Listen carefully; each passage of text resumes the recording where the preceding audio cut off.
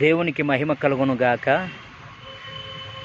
ఈరోజు ఉదయకాల సమయం 9:30 గంటల సమయంలో నేను వాక్యమును చదువుకొని వాక్యమును ధ్యానించి కాసేపు బయట కూర్చొని రిలాక్స్ అవుతున్నటువంటి సమయంలో పరిశుద్ధాత్మదేవుడు నాతో మాట్లాడడం ప్రారంభించాడు.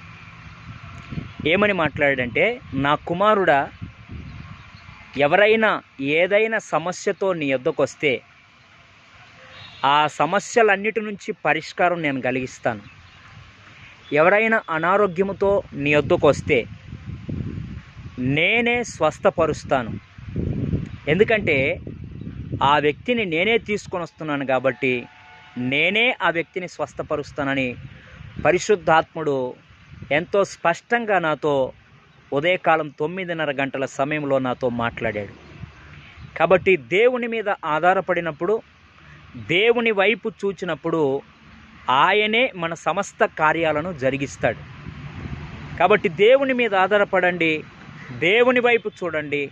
సొంత శక్తి మీద, సొంత భక్తి మీద ఆధారపడొద్దు. ఎందుకంటే మన భక్తి, మన శక్తి ఏ కార్యాన్ని చేయలేదు, దేవుడే చేయగలడు. దేవునికే మహిమ కలుగునుగాక. ఆమెన్.